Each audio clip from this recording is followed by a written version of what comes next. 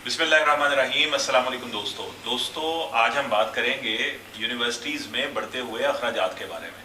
आप भी इस बात से वाकिफ़ हैं कि यूनिवर्सिटीज़ यानी प्राइवेट यूनिवर्सिटीज़ हमारे शहर में और हमारे मुल्क में जगह जगह खुली हुई हैं और उसमें अखराजात इतने ज़्यादा हैं कि एक आम आदमी का एक तो उन अखराजात को उठाना नामुमकिन है और दूसरा ये कि अगर डिग्री हासिल भी कर ली जाए तो उसके बाद उसकी शायद यूटिलिटी उतनी नहीं कि एक अच्छी जॉब का हसूल हो सके। इस हवाले से हमने एक अपने मेहमान जिनका नाम असदुल्ला बेग है उन्हें बुलाया है। ये अभी फ्रेश ग्रेजुएट हैं और इन्होंने अपना प्रोफेशन अभी इसका आगाज़ किया है और बीइंग अ यंग लॉयर ये यंग लॉयर्स के मसाइल से बहुत बखूबी वाकिफ़ हैं।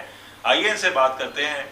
असद, अस्सलाम वालेकुम। वालेकुम अस्सलाम। अल्हम्दुलिल्लाह सर, आप कैसे हैं? खैरियत जी से? खैरियत से। अच्छा असद, ये बताएं कि आपने चूंकि अभी यूनिवर्सिटी से फारुग तहसील हैं और आपने अभी अपने प्रोफेशन का आगाज़ किया, आप क्या समझते हैं यूनिवर्सिटी के जो अखराजात हैं, जितने पैसे यूनिवर्सिटी में हम लोग पे करते हैं, क्या उसका is it really worth it कि हमें वो चीज़ वापस भी मिल रही है या नहीं? सर ऐसा है कि पहले तो हम इस बात से गुजरें कि जो अखराजात हैं वो हम किस हद तक पे कर रहे हैं। और अगर एक नॉर्मल यूनिवर्सिटी है और उसका अगर एक बैच है तो उस बैच में तकरीबन 100 बच्चा पढ़ रहा है। सर ये मैं आपको एवरेज बता रहा हूँ। और सर अगर एक एवरेज बैच के अंदर 100 बच्चा पढ़ रहा है तो सोशल साइंसेस की जो फीसिस हैं वो ऑलमोस्ट 150 टू 2 लाख के दरमियान है। और सर 1,70,000 रुपये अगर एक बच्चे की सेमेस्टर की फ़ीस है और इस फीस के बाद जो है कि 100 बच्चा एक बैच में पढ़ रहा है तो सर इसके अंदर 6 टीचर्स होते हैं जो एवरेज एक सेमेस्टर को पढ़ा रहे होते हैं। ठीक है, तो सर अब इसके अंदर ये बात होती है कि अगर हम टोटली इसको देखते हैं तो ये तकरीबन 1.5 करोड़ से ऊपर की अमाउंट बनती है एक बैच की। और सर दूसरी बात यह है कि 6 टीचर्स हैं और यूनिवर्सिटी के अपने एक्सपेंसेस हैं। अगर हम उनको डिडक्ट भी कर देते हैं तो तकरीबन हमारे पास 1 करोड़ से 1.25 करोड़ बकिया अमाउंट बचती है यूनिवर्सिटी के पास। तो सर इस अमाउंट को मद्देनजर रखते हुए मैं ये समझता हूँ कि ये जो एजुकेशन, ये बड़ी इंटरेस्टिंग सी बात है। आप कह रहे हैं कि एक सेमेस्टर में एक यूनिवर्सिटी के पास जी सर, ये रकम बचती है अगर असातिज़ा जो पेमेंट ले रहे हैं जी उसे सर, और जो उनके ओवरहेड्स हैं वो मिन्हा भी कर दीजिए फिर भी। एग्जैक्टली सर, ऐसा ही है। और सर ये मैं अभी आपको एक सेमेस्टर के, एक डिपार्टमेंट के एक सेमेस्टर के एक बैच का बता रहा हूँ। ओह यस, क्योंकि एक डिपार्टमेंट तो नहीं होता, डिपार्टमेंट जी सर, एग्जैक्टली सर। अब देखें अगर 8 सेमेस्टर्स हैं तो फिर उसके अंदर 16 क्लासेस हैं। ठीक है सर, 16 बैचेज हैं, 16 नहीं तो 8 batches at a time education ले रहे हैं। ठीक है, अब सर इस बात को मद्देनजर रखते हुए अगर हम देखते हैं कि एडमिनिस्ट्रेशन को निकालते हैं, टीचर्स के एक्सपेंसेस को निकालते हैं और बकिया अमाउंट जब बचती है जो यूनिवर्सिटी के पास, तो सर अगर उसको सामने रखते हुए देखा जाए तो ये सवाल जहन में ज़रूर आता है कि क्या यूनिवर्सिटी वाकई ये प्रोवाइड कर रही है जो यूनिवर्सिटी अपने पास अमाउंट बचा रही है उसके मुकाबले में। और सर मैं ये समझता हूँ कि बहुत सारी जो है कमियाँ हैं एजुकेशन सिस्टम में हमारे। अभी हम ज़्यादा पीछे नहीं जाते, जो हमारा ग्रेजुएशन सिस्टम है, जो ग्रेजुएशन प्रोग्राम है प्राइवेट यूनिवर्सिटीज़ के हवाले से, और सर इसके अंदर बहुत सारी चीज़ें हैं। सबसे पहले तो सर बात जो है वो मैं ये करूँगा क्वालिटी की बात करते हैं। अगर हम इसके अंदर एजुकेशन के कि इतनी कॉस्ट देने के बाद भी क्या मुझे वो क्वालिटी मिल रही है, तो सर सबसे पहले उसके अंदर जो बात है वो एफिलिएशन की है। सर मैं रिसेंटली एक यूनिवर्सिटी में एडमिशन लेने के लिए गया एक प्रोग्राम के लिए, और सर मुझे वहाँ से पता चला कि इनकी, यस सर, मास्टर्स की डिग्री के लिए मैं गया। तो सर मैंने अपने डॉक्यूमेंटेशन कंप्लीट करने के बाद मुझे पता चला कि सर ये जो यूनिवर्सिटी है इसका जो लाइसेंस है वो कैंसिल हो चुका है और एचईसी ने जो इसकी एफिलिएशन है उसको उड़ा दिया हुआ है। और सर उसकी वजह ये बताई उन्होंने कि इन लोगों ने जी एक अलग कैंपस बना लिया और अपने बच्चों को बढ़ा लिया ज़्यादा रेवेन्यू जनरेट करने के लिए, और वहाँ पे अलग क्लासेस ले रहे हैं, और ये बात एचईसी के नोटिस में नहीं है। और ये बात तो आप तो शायद एक पढ़े लिखे नौजवान है या आपके वालिदैन भी पढ़े लिखे हैं तो शायद आपने जान ली है। अगर कोई, इसका मतलब है गांव से या रूरल एरिया से कोई बंदा आ रहा है तो उसके लिए तो बहुत मुश्किल है। जी सर, एग्जैक्टली यही बात है। और सर सबसे पहले तो क्या आप इतने पैसे देने के बाद भी आप श्योर नहीं है कि आपको वो चीज़ मतलब वो आउटपुट दे रही है यूनिवर्सिटी। ठीक है, अब सर दूसरी बात हम करते हैं कि प्राइवेट यूनिवर्सिटीज़ एक वक्त तक अपनी मैनेजमेंट के हवाले से बड़ी मशहूर थी, लेकिन सर अनफॉर्चुनेटली ये कहना पड़ रहा है कि अब जो प्राइवेट यूनिवर्सिटीज़ की मैनेजमेंट है वो बहुत ज़्यादा कॉम्प्रोमाइज्ड है। ठीक है सर, बहुत सारे जो हैं उसके अंदर लूप होल्स देखे जाते हैं क्लासेस के हवाले से, मैनेजमेंट के हवाले से। अगर आपकी कोई एक काम है, मतलब कि अगर अकाउंटेंट्स के पास फंस गए हैं तो आपको 3-3 चक्कर लगाने पड़ते हैं। फिर सर उसके अंदर एक मसला सबसे बड़ा ये है कि अगर मेरी अब मुझे 11 बजे किसी ऑफिस वाले ने टाइम दे दिया है तो मेरी 11 बजे क्लास है, तो सर मेरी अगर वहाँ पे एब्सेंट मार्क हो रही है, मुझे वो क्लास से निकाल रहे हैं, तो वो उसका काम नहीं है। उसके लिए मसलन यूनिवर्सिटी इस चीज़ को फील नहीं कर रही। तो सर ये मैनेजमेंट भी मैंने फील किया कि बहुत ज़्यादा कॉम्प्रोमाइज़ है हमारी प्राइवेट यूनिवर्सिटीज़ में भी। ठीक है, और सर तीसरी बात जो सबसे अहम है, जो मुझे प्रोफेशनल लाइफ में कदम रखने के बाद महसूस हुई है, वो सर सबसे ज़्यादा अहम बात ये है कि जो डिग्री की वैल्यू है, अब इतने ज़्यादा पैसे देने के बावजूद भी मेरी डिग्री को उस तरह एंटरटेन नहीं किया जा रहा जिस तरह एक सरकारी यूनिवर्सिटी की डिग्री को एंटरटेन किया जाता है। आई थिंक आप ये बताइए कि आपकी डिग्री क्या है, ताकि व्यूअर्स जो है उस चीज़ को जान सकें कि आप कौन सी डिग्री की बात कर रहे हैं। मैंने सर LLB ऑनर्स की डिग्री की है, 5 ईयर प्रोग्राम, और जो मेरा बैच था 2018 से 23 का था। और सर मैं फ्रेश ग्रेजुएट हुआ हूँ अभी एक रिसेंटली एक प्राइवेट यूनिवर्सिटी से। लाहौर में? जी सर, लाहौर में। जी ठीक। तो और जो सर नाम हम डिस्क्लोज नहीं कर रहे, क्योंकि जिस जगह से पढ़े होते हैं उस जगह से वफा यही है कि आप नाम ना बताएं। जी बिल्कुल सर। तो सर उसके अंदर जो डिग्री की वैल्यू है, मैं ये समझता हूँ कि उसको उस तरह से इंटरटेन नहीं किया जाता। अगर मैं बीइंग अ लॉयर किसी लीगल फर्म में जाके इंटरव्यू देता हूँ और मेरी CV अगर मेरे सीनियर के टेबल पे जाती है, तो वो सबसे पहले ये देखेगा कि किस इदारे से पढ़ा हुआ है। नेचुरली। ठीक है, तो सर वो मुझे और एक सरकारी यूनिवर्सिटी से तालीम याफ्ता बच्चे को आमने सामने रख कर तो वो एक हायरार्की बना लेता है। ठीक है, और सर फिर वो उसी की बेस पे आपको अपने ऑफिस के अंदर एंट्रेंस देता है। तो सर इतने ज़्यादा पैसे देने के बावजूद भी मैं ये समझता हूँ कि प्राइवेट यूनिवर्सिटीज़ की जो रेपुटेशन हमारी सोसाइटी में बन चुकी है सर, वो नाकाबिले बर्दाश्त है। और ये बड़ा अनफॉर्चुनेटली बड़े दुख से मुझे कहना पड़ता है कि जो प्राइवेट यूनिवर्सिटीज़ में बच्चे पढ़ रहे हैं, वो यूनिवर्सिटीज़ में होते हुए भी और यूनिवर्सिटी से निकलने के बाद भी इसी फिक्र में रहते हैं कि हमें कोई नौकरी देगा या नहीं देगा। आपकी जो प्लेसमेंट है जिस ऑफिस में आप जा रहे हैं, उसका नाम बताने की ज़रूरत नहीं है, लेकिन उसमें प्लेसमेंट यूनिवर्सिटी ने कोई हेल्प किया उसमें आपको? नहीं सर, उसमें यूनिवर्सिटी का कोई अमल दखल नहीं था, बल्कि मेरे जितने भी मेरे बैच फेलोज़ हैं, किसी को भी यूनिवर्सिटी ने एंटरटेन नहीं किया इस हवाले से कि आप किस ऑफिस में जा रहे हैं और क्यों जा रहे हैं। हाँ, बाकायदा एक कॉल हमें ज़रूर रिसीव हुई थी कि have you join any firm और नॉट। अच्छा, ठीक है, तो उसमें मैंने उनको बता दिया था कि मैंने एक फर्म ज्वाइन कर दिया एंड दैट्स इट। चलें, इसमें एक अच्छी बात यह है कि इस हद तक ओनरशिप उन्होंने ली कि वो उन्होंने आपको कॉल किया। लेकिन यार ये कॉस्ट तो आप बहुत ज़्यादा बता रहे हैं। इसका मतलब है कि आपने 5 साल का जो प्रोग्राम है उसमें टोटल कॉस्ट एक एवरेज बच्चा कितनी देता है? सर ये 20 से 25 लाख सोशल साइंसेज की। 25 लाख रुपए? जी सर, सोशल साइंसेज की, जिसमें आपने कोई लेबोरेटरी में नहीं जाना, कोई टेस्ट नहीं करना है, कोई एक्सपेरिमेंट्स नहीं करने, कोई आपने आर्टिस्ट नहीं है, कोई आपने आर्ट वर्क नहीं करना। जी ऐसी है सर, सिंपलिसिटी डिग्री है। एग्जैक्टली, इसमें लेक्चर थ्रो हो रहा है, आप एब्जॉर्ब कर रहे हैं और आपने एब्जॉर्प्शन के बाद उसको आपने पेपर पे उतारना है और 4 GPA की ट्राई करनी है। Exactly 4 GPA। अच्छा, थोड़ा मुझे भी अपनी कुछ, हालांकि हमारी तो डिग्री बड़ी पुरानी हो गई, लेकिन थोड़ी मुझे याददाश्त है कि वही चाल पे ढंगी जो पहले थी सो अब भी है, तब भी ऐसे ही था, अब भी ऐसे ही है, और ये कब तक ऐसे रहेगा कुछ कह नहीं सकते। It's very sad state of affair which exactly sir. तो कॉस्ट जो है उसके हवाले से और कोई बात अगर आप करना चाहते हो तो वो आप हमें बताएं। सर बहुत सारी यूनिवर्सिटीज़ ऐसी हैं जो स्कॉलरशिप ऑफर कर रहे हैं। ठीक है, जैसे कि मैं जिस यूनिवर्सिटी से पढ़ा हूँ उनका एक पीछे कॉलेज है, अगर आप वहाँ से पढ़ें, या और भी जो यूनिवर्सिटीज़ हैं बहुत सारी, किसी की किनशिप स्कॉलरशिप है, किसी की एलुमनाई है, बहुत सारी स्कॉलरशिप्स ऑफर कर रहे हैं।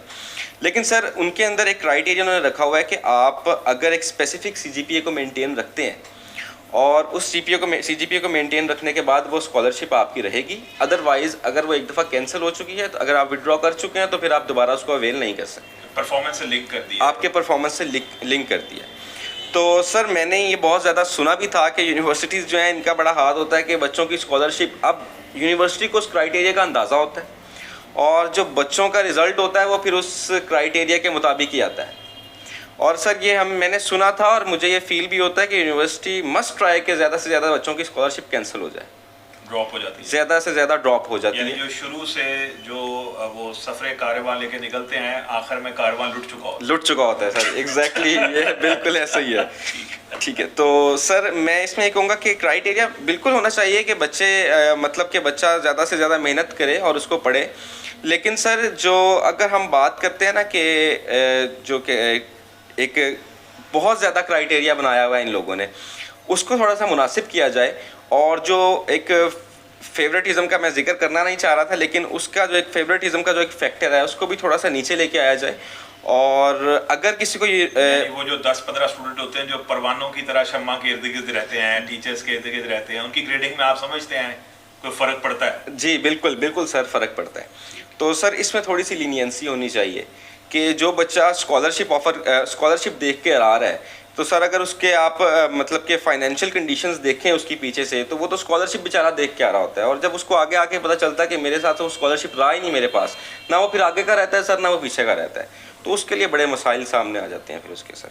और ये जो आपकी डिग्री प्रोग्राम होता है, इसमें सारे बच्चे पंजाब से होते हैं या बाहर से भी होते हैं? सर पूरे पाकिस्तान से लोग आते हैं और पूरे पाकिस्तान के बच्चे हिस्सा लेते हैं और सभी पार्टिसिपेट कर रहे होते हैं सर। बहुत सारे ये ऐसे भी बड़ी अनफॉर्चुनेट बात है, और ये इस चीज़ का इंडिकेशन है कि state has totally failed in providing a good university near their homes. Sir वो बेचारे अनफॉर्चुनेटली वहाँ से अपनी बिल्कुल ऐसी है। लॉजिस्टिक्स पे मेंटेन करते हैं, रिहाइश जी, मेंटेन करते बिल्कुल। हैं, अपने खाने पीने का खर्च भी बिल्कुल। मेंटेन करते हैं, और फिर आप कह रहे हैं कि जो स्कॉलरशिप है वो उनकी फाइनेंशियल कंडीशन बेस्ड नहीं है, जी। वो परफॉर्मेंस बेस्ड है। Performance based। अगर वो टॉप के 10-15 लोग में नहीं है तो ultimately they are going to lose their scholarship. Exactly sir, exactly. इसमें तो बहुत इसका मतलब है कि बेहतरी की गुंजाइश मौजूद जी है। सर, और वो जो बिल्कुल। भी आपने बात की बड़ी खौफनाक, कि आपने जब ग्रेजुएशन के बाद पोस्ट ग्रेजुएशन के लिए अप्लाई किया तो यू वर टोल्ड के about somehow you manage to find out के इनकी तो एफिलिएशन जो है वही Exactly, क्वेश्चन sir। में हुई है।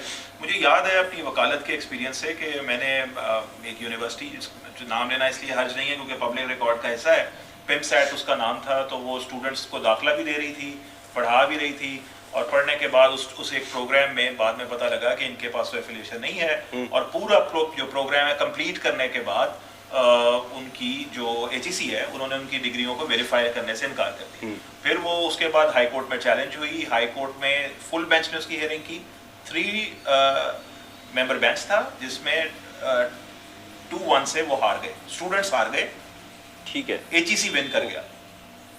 और उसके बाद उन्होंने सुप्रीम कोर्ट में अप्लाई किया और सुप्रीम कोर्ट से भी उनका केस खारिज हो गया। And I know those students, those poor students, वो बेचारे आज 5 साल की डिग्री मुकम्मल करने के बाद due to non verification by the HEC आज वो ना इधर के हैं और ना उधर के। तो ये बड़ा ही, और मैं समझता हूँ इस पे स्टेट को ज़्यादा कॉग्निजेंट होना चाहिए। एग्जैक्टली सर, बिल्कुल इसका ठीक है, मतलब ऐसा ही state होना को चाहिए। मालूम होना चाहिए कि कौन सा इदारा क्या कर रहा है। और Exactly। तो आप सर ना कहें, आप माशाल्लाह खुद स्टूडेंट हैं और अब तो हमारे कलीग हैं, you are also a lawyer, तो माशाल्लाह you know everything about it, और अल्लाह खैर करे, you are going to be good lawyer. अच्छा, कॉस्ट ऑफ द प्रोग्राम के हवाले से हमने बात की, इस पर हम मजीद भी कोई बात करेंगे। अच्छा, क्वालिटी ऑफ एजुकेशन जो है उसके हवाले से आप क्या कहेंगे कि क्या क्वालिटी होती क्या है? देखिए ना, एक तो चीज़ है कि आपने इतना सारा पैसा लगाया और एक डिग्री हासिल कर दी, और फिर हम ये कहते हैं कि अगर एक डिग्री हासिल की और वो प्रोफेशनल डिग्री है तो उसकी एम्प्लॉयबिलिटी भी उसी तरह से हो। फिर एम्प्लॉयबिलिटी में हम जिस चीज़ से गेज करते हैं वो होता है रिटर्न। अच्छा, हम देखते हैं कि जिस तरह बिजनेस एडमिनिस्ट्रेशन की डिग्री है, इंजीनियरिंग की डिग्री है, मेडिसिन की डिग्री है, अगर कोई बंदा पास करने के बाद प्रोफेशन में आता है तो ये प्रोफेशन कुछ नहीं तो चलो 20-30 हज़ार, 40-50 हज़ार रुपया उसे ऑफर कर देता है। वकालत में तो ये भी देखा गया है कि स्टूडेंट्स आर देयर और they are spending years on years, और उसके बावजूद भी कोई एम्प्लॉयबिलिटी उस तरह से नहीं होती। आपने क्या महसूस किया है in the first years of your practice के वेदर इट इज़ एम्प्लॉयबल और नॉट? ये कुछ बेनिफिट भी होता है, मतलब कोई पैसा भी मिलता है या फ्री है सारा काम? सर ऐसा है कि हमारे जो पाकिस्तान का माहौल है और जो पाकिस्तान का इन्वायरमेंट है, आप अगर किसी इंडस्ट्री को, किसी फर्म को, किसी ऑफिस को ज्वाइन करना चाहते हैं तो पहला सवाल होता है कि आपका एक्सपीरियंस कितना है। हाँ, ये बात तो है। ठीक है, और आप सीख कर क्या आए हैं। तो सर सबसे बड़ा जो अलमिया है ना हमारी एजुकेशन सिस्टम का, मैं समझता हूँ कि लैक ऑफ स्किल बेस्ड, मतलब कि स्किल बेस्ड एजुकेशन नहीं है। अब सर अगर हम बात करते हैं कि हमें जो एजुकेशन मिल रही है उसके अंदर प्रैक्टिकल वर्क मैंने 5 साल में क्या सीखा है। मतलब कि अगर मैं कल को कोई अच्छी फर्म, इंटरनेशनल फर्म में जाके अपनी ज्वाइनिंग देना चाह रहा हूँ और वो मेरे से पूछते हैं कि प्रैक्टिकली आप मुझे बताएं आपकी फील्ड में ये इम्प्लीमेंटेशन कैसे हो रही है, तो सर मैं आपको ऑनेस्टली बताऊं कि मैं अपने 5 साल अरसे में सिर्फ एक दफ़ा कोर्ट आया। ठीक है सर, ये हमारी यूनिवर्सिटी के कोर्स का एक हिस्सा था कि बच्चों को कोर्ट का विज़िट करवाया जाए। और सर मुझे इन चीज़ों का अपनी प्रैक्टिस में आने के बाद पता चला कि एलमंद का काम क्या होता है, ये एलमंद होता किस लिए, रिकॉर्ड रूम क्या है, रीडर कौन होता है, जज का काम क्या होता है, और ये एप्लीकेशंस किस लिए होती हैं, सिविल मिसलिनियस क्या होता है। सर इन सारी चीज़ों के बारे में तो हमें बताया ही नहीं गया। अच्छा, वैसे बड़ी अजीब बात है कि मैं आपसे कोई 18 साल पहले इस पेशे में आ गया है, तो मेरे साथ भी यही हालात हैं जो आपके साथ हैं।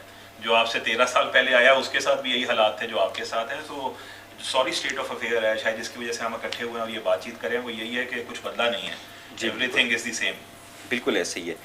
तो सर इसके अंदर बहुत सारे लूप होल्स हैं, और मैंने जैसे कि आपको बताया कि 5 साल में मैं एक दफ़ा कोर्ट आया हूँ, और सर मुझे इस बात का अंदाज़ा मुझे भी था और मेरी यूनिवर्सिटी को भी था, मेरे इदारे को भी था, और HEC को भी होगा कि मेरी आने वाली ज़िंदगी इसी कोर्ट में है।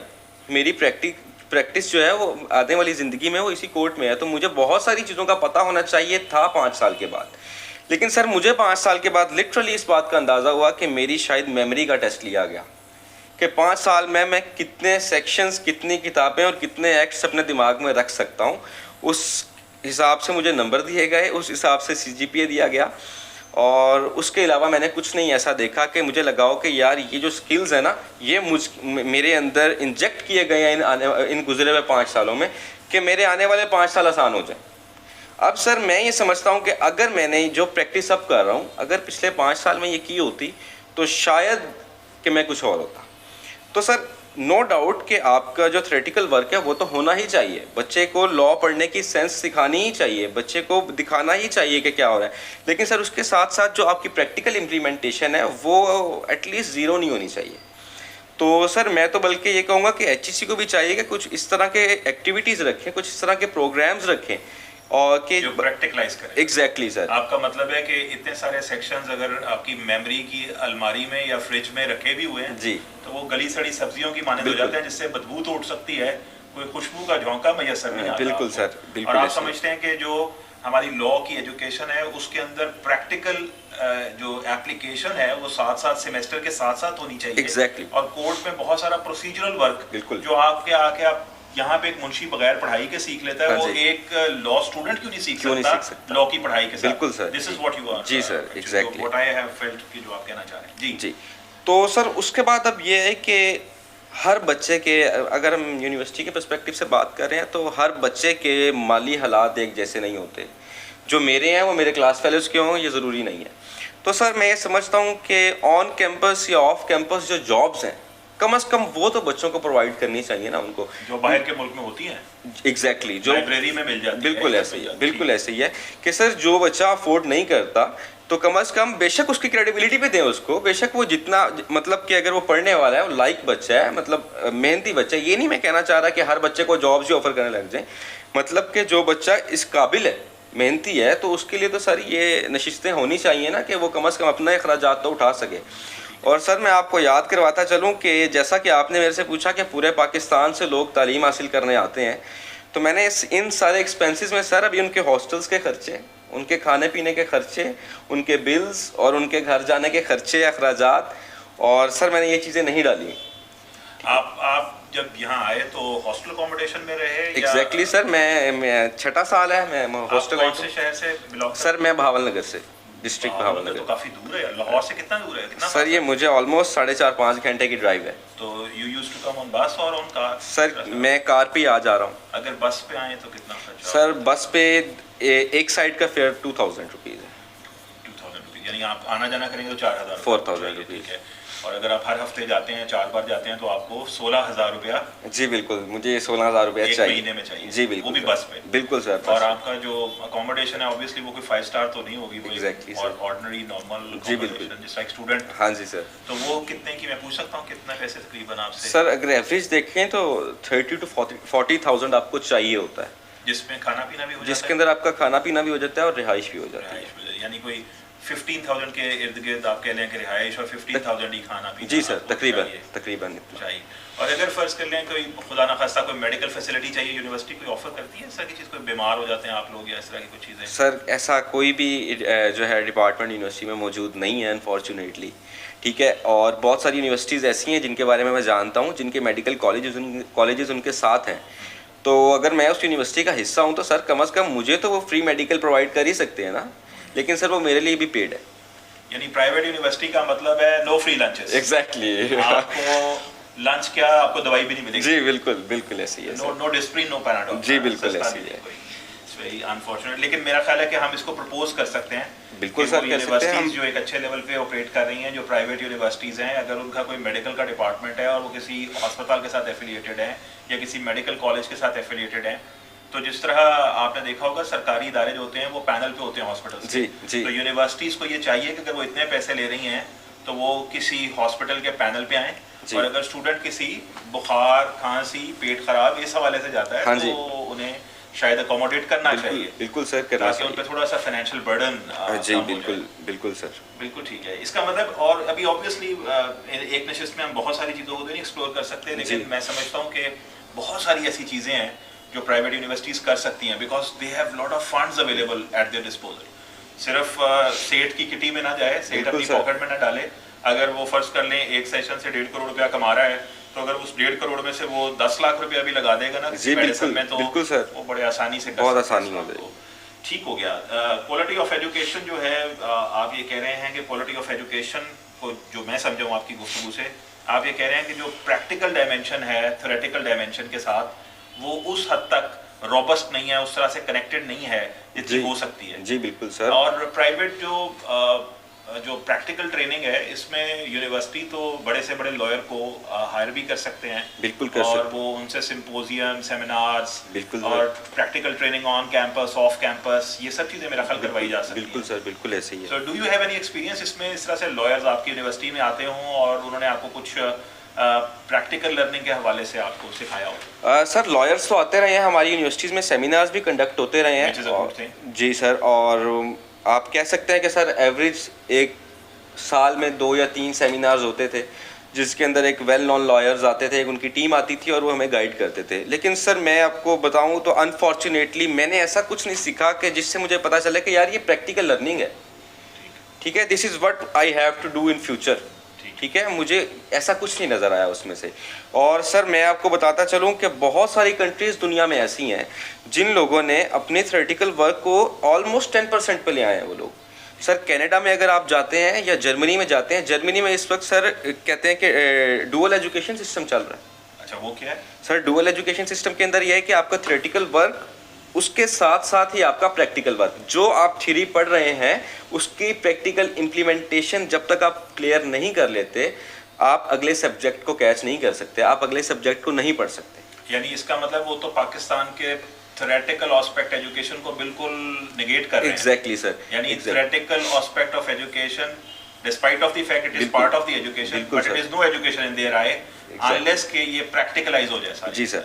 अब सर इसकी वजह से आप ये देखें कि जो आपकी इंडस्ट्रीज हैं, जो कनाडा की इंडस्ट्रीज़ हैं, कनाडा की कंपनीज़ हैं, ऑफिसेज़ हैं, सर जब मेरी वहाँ पे सीवी जाएगी कि मैं कनाडा से पढ़ा हुआ हूँ, तो सर वो ऑटोमेटिकली इस बात को समझेंगे कि जो बच्चा थ्योरी पढ़ के आया है इसकी प्रैक्टिकल इम्प्लीमेंटेशन ये जानता है, ठीक है।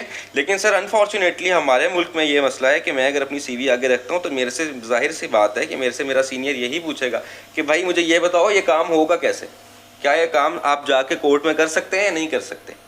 तो सर इस चीज़ की बहुत कमी है हमारे एजुकेशन सिस्टम में, और मुझे लगता है कि मैंने बहुत ज़्यादा फोकस अपनी डिग्री पर किया लॉ की, और हमारे तो मतलब कि इंजीनियरिंग है, मेडिकल की बहुत सारी डिग्रीज़ हैं सर, सोशल साइंसेस की बहुत सारी डिग्रीज़ हैं, बीएस प्रोग्राम्स बहुत सारे हैं जिसके अंदर सर प्रैक्टिकल इम्प्लीमेंटेशन ही नहीं है। बीएस प्रोग्राम्स सर बहुत सारे मेरे जानने वाले लोग ऐसे हैं जो बीएस सिर्फ इस नियत से कर रहे हैं कि उनको टीचिंग का शौक़ है और वो टीचिंग करना चाहते हैं, और सर मैं आपको कह सकता हूँ कि वो रोस्ट्रम पे आकर बेचारे बोल नहीं सकते, क्योंकि सर उनको प्रैक्टिकली बताया ही नहीं जा रहा कि आपने कल को क्या करना है, आप फ्यूचर में क्या कर सकते हैं। सर उनको उस तरह से ग्रूम नहीं किया जा रहा जिसके वो हकदार हैं, और इस चीज़ की बहुत कमी है हमारे एजुकेशन सिस्टम में, तो जो मैं चाहता हूं कि ठीक होना चाहिए। और यानी बहुत आपका मौक़िफ़ है कि अगर एक एजुकेशन ऐसी है जिसमें बोलने की बहुत ज़रूरत नहीं भी है, बट इवन देन उसके अंदर ऐसी शायनास नहीं होनी चाहिए कि वो अपने आप को प्रेजेंट ना कर सके, अपने व्यूज़ ना दे सके। Exactly sir. यानी आप ये कह रहे हैं कि यूनिवर्सिटी जो है उसकी ये भी ड्यूटी है कि वो इंसान की शख्सियत के अंदरूनी जौहर को उसमें से बाहर निकाले, बिल्कुल सर, बिल्कुल उसे एक्सपोज करे और उसे बताए हु ही इज़। बिल्कुल सर, ये भी और बिल्कुल ठीक बात है। और आप ये भी कह रहे हैं कि यूनिवर्सिटी ये तो बता रही है कि व्हाट इट इज़,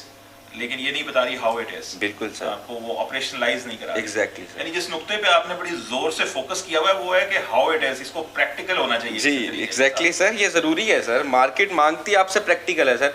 और सर जो लोग बेचारे, इसका मतलब है कि जो बॉसेस आपको सैलरी नहीं दे रहे या जो बॉसेस आपको एम्प्लॉयमेंट नहीं दे रहे वो ठीक कर रहे हैं, वो ये समझते हैं कि you are not a ready product. Exactly. और अगर आपको बाहर मार्केट में रेडी प्रोडक्ट नहीं समझा जा रहा है, इसका मतलब है कि समहाउ वो फैक्ट्री या वो यूनिवर्सिटी लाइक फैक्ट्री जिसने उस प्रोडक्ट को बनाया वो फेल हो गई है। डेफिनेटली, क्योंकि उसकी प्रोडक्ट तो बाहर चली नहीं रही है। बिल्कुल ऐसे ही है सर। और यूनिवर्सिटी को इससे कुछ फर्क भी नहीं पड़ता because they have earn lot of money from you, lot of bucks. जी सर, एग्जैक्टली। एनीवे बॉस, आपने तो हमें उदास कर दिया और बहुत ही कोई परेशान कौन किस्म की सूरत हाल डेवलप कर दी है। अच्छा ये बताएं कि थोड़ा सा एक सिल्वर लाइनिंग भी होनी चाहिए, थोड़ी सी ray of hope, light of hope भी होनी चाहिए। ये बताएं कर क्या सकते हैं, इसको कैसे बेहतर किया जा सकता है? अगर मैं ये कहूँ कि आप ही के कोर्स को, यानी आपने लॉ डिग्री की भी है और लीगल जो डिग्री है उसको हमने बेहतर करना हो, और ये जो आप प्रैक्टिकल डायमेंशन कह रहे हैं, ऑब्वियसली सिर्फ प्रॉब्लम तो आपके माइंड में नहीं होना चाहिए। आप ये बताएं इसको हम क्या सोल्यूशन क्या दे सकते हैं, क्या क्या करना चाहिए? 4-5 चीज़ें ऐसी बताएं जो कर सकते हैं हम। सर मेनली जो 4-5 रिकमेंडेशंस ये हैं कि जो स्टूडेंट्स हैं कम से कम उनको कोर्ट आना उनकी रूटीन होनी चाहिए। ठीक है सर, यूनिवर्सिटी मेक श्योर करे कि वो उनको कोर्ट के विजिट करने चाहिए, और सर उनको प्रैक्टिकली बताना चाहिए कि how to file a case. एक केस का क्या मतलब होता है, क्लाइंट से डील किस तरह करना होता है, क्लाइंट को आपने मतलब के बात अपनी समझानी है तो कैसे समझानी है, जज साहब को असिस्ट करना है तो कैसे करना है। सर यही वो सारी चीज़ें हैं जो एक यंग लॉयर मेरी तरह का होता है उसको सीखने में 4 से 5 साल का अर्सा लग जाता है। ठीक है, तो सर सबसे पहले तो इस हद तक ग्रूमिंग होनी चाहिए। अगर हम लीगल एजुकेशन की लाइट में बात करें कि उसको ग्रूम इस तरह से किया जाए कि उसको ये पता हो कि मैंने कोर्ट में किस तरह से डील करना है, कोर्ट के क्या क्या मामला हैं, जो कोर्ट का प्रोसीजर है वो क्या होता है। और सर मेमोराइजेशन का जहाँ तक बात है, मेमोराइजेशन तो हो ही जाएगी जब आप कहेंगे कि जी अब मैंने ये वाला सेक्शन अप्लाई करना है, आप इसको पढ़ें, इसको समझें और इसको मुझे प्रैक्टिकली इम्प्लीमेंट करके दिखाएं, तो सर वो मेमोराइज तो खुद ही हो जाएगा। यानी मैं ये समझ रहा हूँ कि आप ये कह रहे हैं कि बजाय इसको सिर्फ एक स्ट्रेट फॉरवर्ड लर्निंग एक्सपीरियंस बनाएं, इसको केस स्टडी बेस्ड कर दें। और केस स्टडी बेस्ड के साथ आप कह रहे हैं कि हर हफ्ते कम से कम एक जो स्टूडेंट है वो चंद घंटे कोर्ट में गुजारे। बिल्कुल sir, because that is the environment where he is going to perform. जी बिल्कुल सर, ये बात मैंने एक अपने दोस्त के सामने रखी थी, तो उसने मुझे ये कहा कि इस तरह से जो लर्निंग है ना वो तो आपकी 50% हो जाएगी, क्योंकि आपको कोर्ट आने के लिए भी टाइम चाहिए, कोर्ट से जाने के लिए भी टाइम चाहिए, तो आपको क्लासेस ले ही नहीं सकेंगे। मैंने उसको सर कहा, मैं क्लेम करता हूँ ये बात कि वो वाली 50% लर्निंग इस 100% से कई दर्जे बेहतर होगी। थोड़ा कर ले लेकिन अच्छा कर ले। तो सर इस तरह बेशक वो नो डाउट टाइम कंज्यूमिंग है, अगर आप एक दिन में कोर्ट आ रहे हैं तो आप उस दिन क्लास लेने के लिए एलिजिबल नहीं है, क्योंकि उसी टाइम पे आपकी क्लासेस होती हैं। तो मैं ये समझता हूँ कि अगर आप एक दिन कोर्ट आ रहे हैं और उसकी प्रैक्टिकल इंप्लीमेंटेशन देख रहे हैं जो आपने कल पढ़ चुके हैं, तो सर वो ज़्यादा बेहतर है इससे कि मैं कल जो पढ़ा है उसको छोड़ दूं और अगला पढ़ के उसका रट्टा लगा लूं। यानी करिकुलम में 3 day study and 3 day practice. Exactly sir, exactly. और होना डे 1 से स्टार्ट हो जाए, होना चाहिए, बिल्कुल होना चाहिए सर। बिकॉज आपने जरूर महसूस किया होगा there is lot to learn in the course, छोटी चीज से लेके बड़ी चीज। बिल्कुल सर, बिल्कुल। टिकट कैसे खरीदते हैं, टिकट लगाते क्यों हैं, टिकट है क्या, स्टैंप क्या है, स्टैंप ड्यूटी क्या है। और मैंने खुद भी देखा है कि बहुत सारे लॉयर्स जो एंटर होते हैं फील्ड में, उन बेचारों को नहीं पता होता स्टैंप पेपर क्यों है, क्या है, इस पे चांद सितारा क्यों बना हुआ है, इस पे रकम क्यों लिखी हुई है, स्टैंप पेपर का मकसद क्या होता है, आम कागज से इसका फर्क क्या है, कोर्ट फीस क्या है। बिल्कुल सर, तो वो चीजें उनको पहले ही पता हो एग्जैक्टली। यानी आप जो बिप्ता सुना रहे हैं वो ये कि कम से कम मुंशी जितना इल्म तो हो जाए, मुंशी जितना इल्म तो हो जाए। मुंशी से Munshi the clerk of the court जो लॉयर्स के साथ होता है, क्लर्क जो हेल्प करता है, उसकी काफी इंफॉर्मेशन होती है, ही नोज एवरीथिंग कि ये चीज कैसे होनी है, कोर्ट में फाइलिंग वर्क क्या होगा। तो आप कह रहे हैं कि अगर एक मुंशी से नीचे तो ना गिराओ हमें। बिल्कुल सर, बिल्कुल, क्योंकि सर 5 साल बाद आके जीरो से शुरू करना ये बड़ी दुख देने वाली बात होती है। आप ये जो बातें कर रहे हैं, आपके दोस्त यार भी यही बातें इको होती हैं, आपको बाज गश्त उनसे भी यही सुनाई देती है या वो कुछ और बातें करते हैं? नहीं सर, बिल्कुल जाहिर सी बात है सर, जो लोग मेरे साथ प्रैक्टिस में आए हैं ना, तो उन्होंने यही देखा कि यार हम जीरो से ही शुरू कर रहे हैं, 5 साल जो हम पढ़ के आ चुके हैं उसकी इम्प्लीमेंटेशन दोबारा से शुरू करनी पड़ रही है। और parents don't understand this. Parents don't understand this. वो तो कहते हैं कि भाई हमने तुम्हें 5 साल पढ़ाया है, 20-30 लाख रुपया लगा दिया है, तुम किस खाते में हो, किस खेत की मूली हो, क्या फायदे। और उससे एक बड़ा प्रेशर भी फील होता है स्टूडेंट को। बिल्कुल वो ये कहता है कि I am not able to deliver to my parents, parents ने इतना पैसा लगाया, मैं कुछ वापस नहीं दे पा रहा हूं। जी बिल्कुल। तो अगर ये प्रैक्टिकलाइज हो जाएगा तो parents would be happy, university would be successful कि उसका प्रोडक्ट अच्छा है, और आप खुद खुश होंगे कि यार मेरी कुछ वर्थ है, और मैं अगर किसी बंदे के पास जाऊंगा तो मेरी एम्प्लॉयबिलिटी है वो मुझे कुछ वर्थफुल समझेगा। सर एक चीज़ की मैं एडिशन और करना चाहूँगा इसके अंदर कि सर मुझे 5 साल में यही पता चला था कि जज की अदालत की 4 दीवारी में एक जज होता है और एक वकील होता है। इसके अलावा आपके पास कोई भी जॉब की अपॉर्चुनिटी नहीं होती। I think most of the people know these things only. जी यही पता है, यही होते हैं। जी सर, अलावा भी कुछ होते हैं। जी बिल्कुल होते हैं। क्या होता है इसके अलावा? और सर अगर आप तो वकालत नहीं करना चाहते और वकालत अगर आप समझते हैं कि ये तो बदनामे ज़माना है और लोग ये कहेंगे लोग वो कहेंगे, आप एक जुडिशरी का पेपर दे लें और जाके जज लग जाए। सर इसके अलावा एक्सप्लोर करवाना ये मेरा काम नहीं था, ये तो उस इदारे का काम था। ये तो उस यूनिवर्सिटी का फ़र्ज़ बनता है कि मुझे बताए कि आपकी फील्ड में आपके पास ये चीज़ें मौजूद हैं, आप ये नहीं तो ये अवेल कर सकते हैं, ये नहीं तो ये अवेल कर सकते हैं।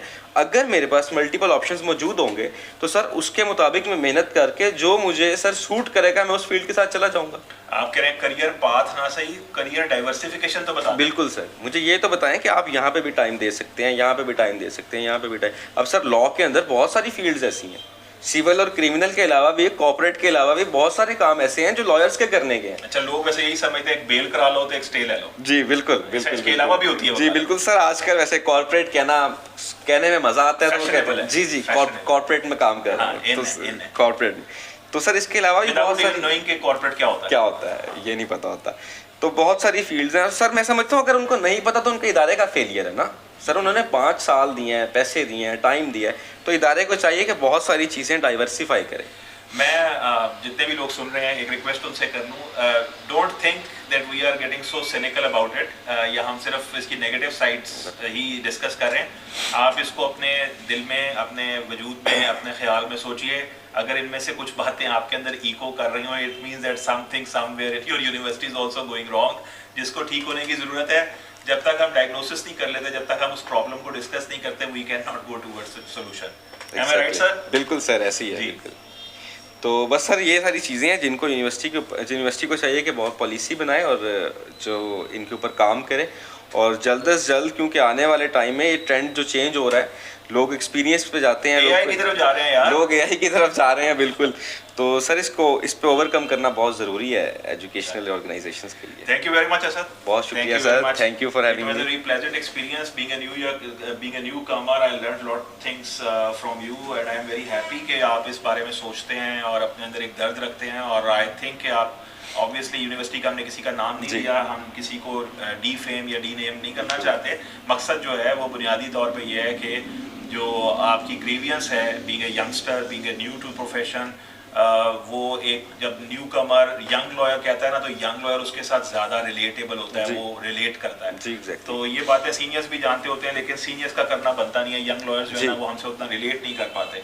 तो I am very thankful that you spare some time, you came to the studio and we discussed all these things। हम इसमें दोबारा कुछ वक्त निकालेंगे, इसको और डायमेंशन मुख्तलिफ ज़ावियों से इसको डिस्कस करेंगे। I hope that it would be beneficial for all the viewers जो देख रहे हैं उसको, जो एस्पायरिंग लॉयर्स हैं, जो एस्पायरेंट्स हैं, इस प्रोफेशन में आना चाहते हैं, उनके लिए भी, और जो इसमें काम कर रहे हैं और अभी बड़ी यूथफुल स्टेज पे हैं, यंग स्टेज पे हैं, अभी एंट्री स्टेज पे हैं, उनके लिए भी, और जो शायद आगे भी बढ़ चुके हैं उनके लिए भी ये पॉडकास्ट जो है ये किसी हद तक अहमियत रखेगी, उन्हें फ़ायदा पहुंचाएगी। और सबसे इम्पॉर्टेंट बात ये कि इसमें जो सब्जेक्ट है सारी पॉडकास्ट का वो यूनिवर्सिटीज़ हैं।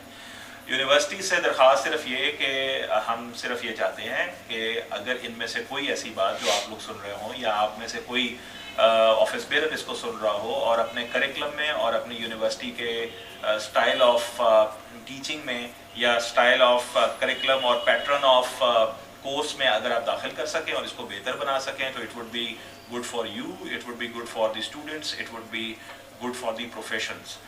So we will meet again inshallah. Take very good care of yourself. अपना बहुत ख्याल रखिए। बहुत शुक्रिया। अस्सलामु अलैकुम व रहमतुल्लाह।